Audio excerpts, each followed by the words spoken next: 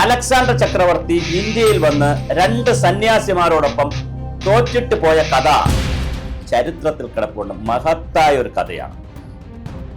ഇന്ത്യയുടെ ആത്മീയതയെക്കുറിച്ചും സനാതനധർമ്മത്തെക്കുറിച്ചും ഇന്ത്യയെക്കുറിച്ചുമൊക്കെ ചിന്തിക്കുന്ന, അല്ലെങ്കിൽ വിമർശിക്കുന്ന, അല്ലെങ്കിൽ അതിനെ പല രൂപത്തിൽ കാണുന്ന എല്ലാവരും അറിഞ്ഞിരിക്കേണ്ട ഒരു കുഞ്ഞു കഥയാണ്. ക്രിസ്തുവിന് മുമ്പ് 356 മാസിഡോണിയയിലെ പെല്ല എന്ന് പറയുന്ന സ്ഥലത്ത് ഫിലിപ്പ് രാജാവിന്റെയും ഒളിമ്പിയാസിന്റെയും മകനായി ജനിച്ച നമ്മുടെ അലക്സാണ്ടർ ചക്രവർത്തി, അദ്ദേഹത്തിന്റെ ഗുരു അരിസ്റ്റോട്ടിലായിരുന്നു. അദ്ദേഹം ചെറിയ പ്രായത്തിൽ തന്നെ വലിയ ആക്രമണകാരിയും ലോകത്തെ കീഴ്മേൽ മറിക്കുന്ന യോദ്ധാവും യുദ്ധതന്ത്രജ്ഞനുമായിരുന്നു ഈ അലക്സാണ്ടർ ചക്രവർത്തി. അദ്ദേഹം തന്നെ ഗ്രീസ്, ഈജിപ്ത്, പേർഷ്യ, മെസോപ്പൊട്ടാമിയ, ബാക്ടീരിയ, സോഗ്ദിയാന തുടങ്ങിയ ഒരുപാട് രാജ്യങ്ങളെ കീഴടക്കി. അങ്ങനെ വെട്ടിപ്പിടിച്ച് വന്നപ്പോഴാണ് ഇന്ത്യയിൽ വരണമെന്ന് തോന്നി. അദ്ദേഹം ഇന്ത്യയിലെത്തി. ഇന്ത്യയിലെ പഞ്ചാബ് എന്ന് പറയുന്ന ഝലം എന്ന് പറയുന്ന ഝലം നദിയൊക്കെ ഉണ്ടല്ലോ, 5 നദികളിൽ ഒന്ന് ഝലമാണ്. ഝലം എന്ന് പറയുന്ന സ്ഥലത്ത് അതിന്റെ നദിയുമായി ബന്ധപ്പെടുത്തിയ പഞ്ചാബിൽ അദ്ദേഹം എത്തി. ഇപ്പൊ അത് പാകിസ്ഥാനിലാണ്. അദ്ദേഹം ഇന്ത്യയിലെത്തിയപ്പോൾ അന്ന് അവിടെ ഭരിച്ചുകൊണ്ടിരിക്കുന്നത് പൗരരാജാവായ പുരുവാണ്. അദ്ദേഹം 7 അടി പൊക്കവും വളരെ വലിയ ഒരു രാജാവാണ്. വളരെ പൊക്കവും തടിയും ഒക്കെ ഉള്ള വളരെ പ്രമുഖനാണ് ഈ പൗര രാജാവായിട്ടുള്ള പുരു. ഈ രാജാവുമായി യുദ്ധത്തിൽ ഏർപ്പെട്ടുവെങ്കിലും അത് യുദ്ധതന്ത്രങ്ങളുടെ സ്ട്രാറ്റജികൾ പണിതെടുത്തുകൊണ്ട് രാത്രിയും പകലുമായിട്ടൊക്കെ ഉള്ള പല രൂപത്തിലുള്ള സ്ട്രാറ്റജികൾ എടുത്തുകൊണ്ടാണ് ഇദ്ദേഹം നമ്മുടെ അലക്സാണ്ടർ ചക്രവർത്തി യുദ്ധം ജയിപ്പിക്കാൻ നോക്കിയത്. പക്ഷെ ആ യുദ്ധത്തിൽ അദ്ദേഹം തോറ്റുപോയി. അദ്ദേഹം തോറ്റുപോയതിനു ശേഷം തിരിച്ചു പോകുന്ന 323 32 വയസ്സിൽ അദ്ദേഹം മരിച്ചുപോയി. അദ്ദേഹത്തിന്റെ അലക്സാണ്ടർ ചക്രവർത്തിയുടെ മരണത്തിന് 3 കാരണങ്ങൾ പറയുന്നു. ഒന്ന്, ജ്വരം വന്ന് മരിച്ചു എന്ന് പറയുന്നു. വിഷം കഴിച്ചു മരിച്ചു എന്ന് പറയുന്നു. മറ്റ് യുദ്ധത്തിലൊക്കെ പോയി പരുക്ക് പറ്റി അങ്ങനെ മരിച്ചു. എന്തായാലും അദ്ദേഹം മരിച്ചു. ഇനിയാണ് നല്ല രസകരമായ ചക്രവർത്തിയുടെയും ഇന്ത്യയുടെയുമായിട്ടുള്ള ബന്ധപ്പെട്ട കഥ.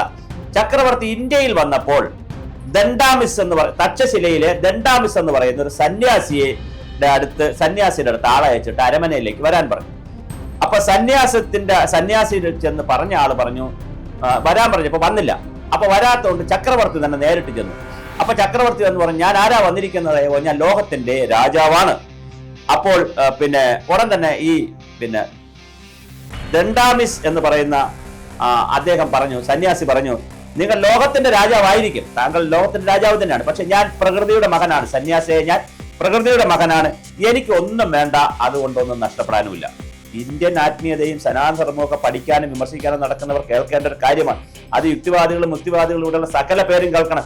ഞാൻ പ്രകൃതിയുടെ മകനാണ്, എനിക്കൊന്നും ആഗ്രഹിക്കുവാനുമില്ല, അതുകൊണ്ട് എനിക്കൊന്നും വേണ്ട, ഒന്നും വേണ്ടാത്തതുകൊണ്ട് ഒന്നും നഷ്ടപ്പെടാനുമില്ല, ഒന്നും നഷ്ടപ്പെടാനില്ലാത്തതുകൊണ്ട് ഞാൻ ഒരിടത്തേക്കും പോകാനുമില്ല.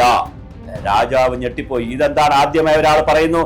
അത് കഴിഞ്ഞ് രാജാവ് വീണ്ടും അടുത്ത ആളുടെ അടുത്ത് പോകുന്നു. അതായത് മറ്റൊരു സന്യാസിയുടെ അടുത്ത് ചെല്ലുന്നുണ്ട്. ആ സന്യാസിയോട് പറയുന്നു, എന്താണ് അത്, കോളനാസ് സന്യാസി എന്നാണ് അദ്ദേഹത്തിന്റെ പേര്, കോളനാസ് എന്നാണ്. അദ്ദേഹത്തിന്റെ അടുത്ത് എന്ന് പറഞ്ഞു, എന്നെ നീ അറിയുന്നില്ല, ഞാൻ ഈ ലോകം കീഴടക്കിയ രാജാവാണ്. അപ്പൊ അദ്ദേഹം പറയുന്നു, നീ ഈ ലോകം കീഴടക്കിയതല്ല. ആര് പറഞ്ഞു? അലക്സാണ്ടർ ചക്രവർത്തി, നിങ്ങൾ ലോകം കീഴടക്കിയെന്ന്. നിന്റെ ഉള്ളിലുള്ള താല്പര്യങ്ങളും ആഗ്രഹങ്ങളും ദുരാഗ്രഹങ്ങളുമാണ് നിന്നെ കീഴടക്കിയത്. ആ ആഗ്രഹങ്ങളും ദുരാഗ്രഹങ്ങളും ഒക്കെയാണ് നീ ഇങ്ങനെയൊക്കെ ചെയ്യാൻ കാരണമായത്, അല്ലെങ്കിൽ താങ്കൾ ഇങ്ങനെ ചെയ്യാൻ കാരണം. ഞാനൊന്നും പക്ഷെ ആഗ്രഹിക്കുന്നില്ല, അതുകൊണ്ട് ലോകം എന്റെ കീഴിലാണ് എന്ന് ആ സന്യാസി പറയും, കോളനസ് സന്യാസി പറയും. അപ്പൊ ഉടനെ തന്നെ ചക്രവർത്തി ആകെ വട്ടായി. ഇതെന്താ പറയണ? മൂന്നാമതൊരു കഥ കൂടെയുണ്ട്. ഇതെല്ലാം കഥകളിൽ കിടക്കുന്നതാണ്, എത്രയോ നൂറ്റാണ്ടുകൾക്ക് മുമ്പ് സംഭവിച്ചതാണ്. മൂന്നാമത്തെ കഥ ഇതുപോലെ മറ്റൊരു സന്യാസി കൂടെ വിളിച്ചുകൊണ്ടുവരാൻ ചെന്ന് പറഞ്ഞപ്പോൾ സന്യാസി പരിഹസിച്ച് ചിരിച്ചിട്ടൊക്കെ പറഞ്ഞു, ഞാൻ വരില്ല. അപ്പൊ പറഞ്ഞു, ആ പട്ടാളക്കാർ ചിരിച്ചെന്ന് ചക്രവർത്തിയോട് പറഞ്ഞു അയാളുടെ തലയും എടുത്തുകൊണ്ടുവരാൻ പറയും. ഉടൻ തന്നെ തിരിച്ചു ചെല്ലുമ്പോൾ അവരുടെ അടുത്ത് താങ്കളുടെ തല അറുത്തോണ്ട് ചെല്ലാൻ പറഞ്ഞിരിക്കുകയാണെന്ന് പറയും. അപ്പോ ആ സന്യാസി ചിരിച്ചുകൊണ്ട് പറയും, നിങ്ങൾക്ക് എന്റെ തല അറുത്തോണ്ട് പോകാം, പെട്ടെന്ന് അറുത്തോണ്ട് പോകും, എന്തിനാ താമസിക്കുന്നത്? പക്ഷെ നിങ്ങൾക്ക് എന്റെ ആത്മാവിനെ കൊണ്ടുപോകാൻ പറ്റില്ല. ഞങ്ങൾ ആത്മാവിൽ വിശ്വസിക്കുന്ന ആളുകളാണ്, അതുകൊണ്ട് ഞാൻ ഇനിയും പുനർജന്മം എടുക്കും. എത്രയോ ജന്മങ്ങൾ എടുത്തു, ഇനിയും ജന്മങ്ങൾ എടുക്കും. അതുകൊണ്ട് ഒരു കാരണവശാലും എന്ത് ചെയ്യണ്ട, എന്റെ തല എടുത്തോണ്ട് പൊക്കോളൂ എന്ന് പറയും. ഇത് ചെന്ന് രാജാവിനോട് പറഞ്ഞിട്ട് വന്ന് തല എടുത്തോളാൻ പറയും. ഇത് ചെന്ന് രാജാവിനോട് പറയുമ്പോഴാണ് രാജാവ് അലക്സാണ്ടർ ചക്രവർത്തി താൻ ഇതുവരെ കണ്ട ഒരു ലോകമല്ല, താൻ വെട്ടിപ്പിടിച്ചുകൊണ്ട് പോകുന്ന ഒരു സ്ഥലമല്ല ഇത് എന്ന് അദ്ദേഹം മനസ്സിലാക്കുന്നത്. അങ്ങനെ വളരെ വലിയ രൂപത്തിൽ ചക്രവർത്തിക്ക് തിരിച്ചറിവുണ്ടാവും. ഈ 3 സംഭവങ്ങളിലൂടെ. ഒന്ന്, ലോകം നീ കീഴടക്കിയതല്ല, നിന്റെ ഉള്ളിലുള്ള ആഗ്രഹങ്ങളും താല്പര്യവുമാണ് ഈ ലോകത്തെ നീ കീഴടക്കാനായി നടക്കുന്നത്. ഞാൻ അങ്ങനെയൊന്നും ആഗ്രഹിക്കുന്നില്ല, അതുകൊണ്ട് തന്നെ ലോകം എന്റെ കീഴിലാണെന്ന് സന്യാസി പറഞ്ഞത്. ഞാൻ പ്രകൃതിയുടെ മകനാണ്, അതുകൊണ്ട് എനിക്കൊന്നും ആഗ്രഹിക്കാനില്ല, എനിക്കൊരിടത്ത് പോകാനുമില്ല എന്ന് പറഞ്ഞ ആ സന്യാസിയൊക്കെ പറഞ്ഞപ്പോൾ ഇദ്ദേഹം വല്ലാതെ ഒരു പ്രശ്നമായി.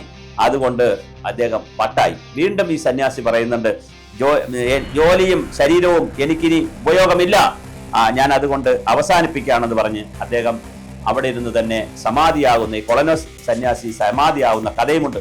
ഈ കഥകളെല്ലാം കേട്ടതിന് ശേഷമാണ് അലക്സാണ്ടർ ചക്രവർത്തി എന്ത് ചെയ്യുന്നു? തിരിച്ചു പോകുന്നു. 36 വയസ്സിലോ അദ്ദേഹം തിരിച്ചു പോകുന്നു. തിരിച്ചു പോയതിനു ശേഷം അദ്ദേഹത്തിന് മനസ്സിലായി, 32 വയസ്സിൽ അദ്ദേഹം തിരിച്ചു പോകുന്നു. അദ്ദേഹത്തിന് മനസ്സിലായി, ഇത് ഒരു കാര്യമില്ല, ലോകത്തെ ഇങ്ങനെ വെട്ടിപ്പിടിച്ചിട്ടൊന്നും ഒരു കാര്യമില്ല, ഇന്ത്യ തന്ന പാഠമെന്ന് അദ്ദേഹം മനസ്സിലാക്കുകയും അദ്ദേഹം 3 കാര്യം ചെയ്തു എന്നാണ് പറയുന്നത്. അദ്ദേഹം പറഞ്ഞു, എന്റെ ശവമഞ്ചം, കാരണം അദ്ദേഹം എന്ത് പറഞ്ഞാലും നടക്കും, ചക്രവർത്തിയാണ്. അദ്ദേഹം പറഞ്ഞു, എന്റെ ശവമഞ്ചം പൊതുജനങ്ങൾ കാണാനായി പൊതുനിരത്തിലൂടെ കൊണ്ടുപോകണം. അങ്ങനെ കൊണ്ടുപോകേണ്ടത് ഫിഷഗ്വരന്മാരാണ്, ഡോക്ടർമാരാണ്. കാരണം എനിക്ക് അസുഖം വന്നിട്ട് രക്ഷിക്കാൻ എന്റെ വൈദ്യശാസ്ത്രത്തിന്, നിങ്ങളുടെ വൈദ്യശാസ്ത്രത്തിന് കഴിഞ്ഞിട്ടില്ല. അതുകൊണ്ട് എന്നെ ഫിഷഗ്വരന്മാരാണ്, ഡോക്ടർമാരായിരിക്കണം. അന്ന് ഫിഷഗ്വരൻ വൈദ്യനൊക്കെ, ഇന്നല്ലോ ഡോക്ടർ കൊണ്ടുപോകണം. 1ാമത്തെ ചുമതല. 2ാമത് അദ്ദേഹം പറഞ്ഞു, എന്റെ കയ്യിൽ ധാരാളം പണമുണ്ട്, ഈ പണം മുഴുവൻ റോഡിൽ വാരി, ഞാൻ എന്റെ ശവമഞ്ചം കൊണ്ടുപോകുന്ന റോഡിൽ എനിക്ക് മുന്നേയും പിന്നെയും വാരി വിതറണം, അത് ജനങ്ങൾ എടുക്കണം. ഈ പണം കൊണ്ട് എനിക്ക് യാതൊരു പ്രയോജനമില്ല എന്ന്, ഇങ്ങനെ എനിക്കല്ല മാനവരാശിക്ക് പണം കൊണ്ട് മാത്രം എന്ന് വാക്ക് വേണേൽ നമുക്ക് പറയാം, പണം കൊണ്ട് മാത്രം പ്രയോജനമില്ല എന്ന് ലോകം അറിയണം. 3ാമത് അദ്ദേഹം പറഞ്ഞതാണ് കുറച്ചുകൂടി ഒരു കൗതുകമുള്ള കാര്യം, തന്റെ കൈകൾ തൂക്കിയിട്ടേക്കണം. കാരണം കൈകളിൽ ഒന്നും കൊണ്ടല്ല ഞാൻ പോകുന്നത്, കൈ മുറുക്കി പിടിച്ചിരിക്കുകയോ അല്ലാതെ വേറെ രൂപത്തിലൊക്കെ വെച്ചാൽ കയ്യിൽ എന്തെങ്കിലും ഉണ്ടോ അലക്സാണ്ടർ ചക്രവർത്തി കൊണ്ടുപോകുന്നത് എന്ന് ചോദിക്കും. എന്റെ കൈകൾ തൂക്കിയിട്ടേരിക്കണം, അത് ആളുകൾ കാണണം, ഞാൻ വെറും കൈയോട് കൂടിയാണ് പോകുന്നത്. എത്ര മനോഹരമായ പാഠങ്ങളാണ്. വെറും കൈയോടെ വരുന്നു, വെറും കൈയോടെ പോകുന്നു. മനസ്സിന്റെ ദുരാഗ്രഹങ്ങളും ആഗ്രഹങ്ങളുമാണ് നമ്മൾക്ക് വെട്ടിപ്പിടിക്കാനും അത്യാർത്ഥിയും ദുരയും എല്ലാം കൊണ്ടുവരുന്നത്.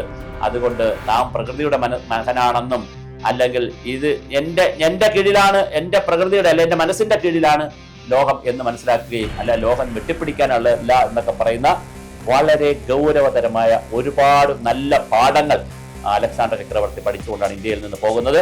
ഇത് സംബന്ധിച്ച് ഒരുപാട് കഥകളും ഉപകഥകളും കെട്ടുകഥകളും ഒക്കെ ഇറങ്ങുന്നുണ്ട്. നമുക്കറിയാവുന്ന 3 കാര്യങ്ങൾ കൂടി സൂചിപ്പിച്ചു എന്നാണ്. എന്തായാലും ഇന്ത്യൻ സ്പിരിച്വാലിറ്റി പഠിച്ചതിന് ശേഷമാണ്, അല്ലെങ്കിൽ മനസ്സിലാക്കിയതിനു ശേഷമാണ് അലക്സാണ്ടർ ചക്രവർത്തി പുതിയ ഒരു മനുഷ്യനായി മാറുന്നത്.